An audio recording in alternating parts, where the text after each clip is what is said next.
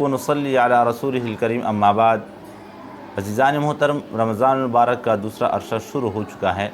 اللہ تبارک و تعالیٰ نے رمضان المبارک کو اپنا مہینہ قرار دیا ہے۔ اس مہینے میں رحمت، مغفرت اور جہنم سے آزادی کو مسلمانوں کے لیے عام کر دیا جاتا ہے۔ جو لوگ نیک کام کرتے ہیں اس رمضان المبارک میں، وہ فائدے ہی فائدے سمیٹتے ہیں، اور جو لوگ برائی کرتے ہیں وہ اور بھی دور ہونے کی طرف چلے جاتے ہیں۔ رمضان المبارک کا دوسرا عشر کے بارے میں نبی علیہ الصلوۃ والسلام ارشاد فرماتے ہیں، مفہوم یہ ہے کہ اس کا یہ دوسرا عشرہ مغفرت کا ہے، یعنی اللہ تبارک و تعالیٰ کی طرف سے اس دوسرے عشرے میں بخشش بالکل عام ہو جاتے ہیں۔ جو لوگ اللہ تبارک و تعالیٰ کے سامنے جھکتے ہیں اور اپنے گناہوں پہ نادم ہوتے ہیں، اللہ تبارک و تعالیٰ اس کی مغفرت فرماتے ہیں۔ تو لہٰذا پیارے بھائیو دوستو، رمضان المبارک کے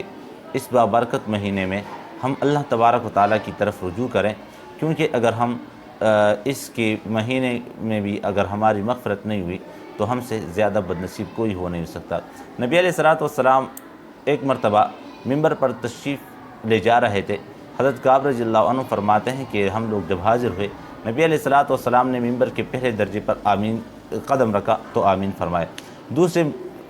ممبر کے دوسری سیڑھی پر پاؤں رکھتے ہوئے بھی آمین فرمائے، تیسرے ممبر کے تیسری سیڑھی پر بھی پاؤں رکھتے ہوئے آمین ارشاد فرمائے۔ تو بعد میں جب نبی علیہ الصلوۃ والسلام خطبے سے فارغ ہو گئے تو ہم نے عرض کی، یا رسول اللہ صلی اللہ علیہ وسلم کہ آپ سے آج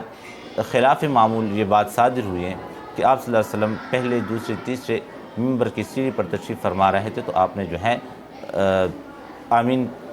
کا لفظ ارشاد فرمایا۔ آپ صلی اللہ علیہ وسلم نے فرمایا کہ اس وقت جبریل امین علیہ الصلوۃ والسلام میرے پاس لے آئے۔ جب میں پہلے درجے پر میں نے قدم رکھا تو انہوں نے فرمایا کہ ہلاک ہو جائے، تباہ ہو جائے وہ شخص جس نے رمضان المبارک کا مہینہ پائے پھر بھی اس کی مغفرت نہیں ہوئی۔ پھر جب میں نے آمین فرمایا، پھر دوسری سیڑھی پر جب میں نے پاؤں رکھا تو انہوں نے کہا کہ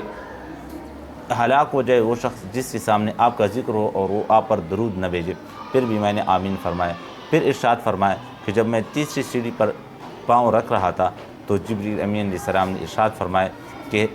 ہلاک ہو جائے وہ شخص جن کے والدین بڑھاپے تک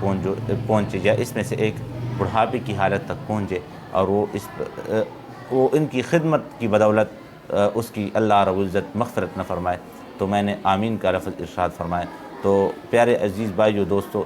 رمضان المبارک کا مہینہ ہے، رحمت کے دن ایام تو ہم سے گزر جا چکے ہیں، لیکن ابھی بھی ہمارے پاس یہ مغفرت اور جہنم سے آزادی والے دو عشرے باقی ہیں۔ تو اس میں جتنا بھی ہو سکے ہم استغفار ہی استغفار پڑھیں۔ فرماتے ہیں کہ رمضان مبارک کے دوسرے عشرے میں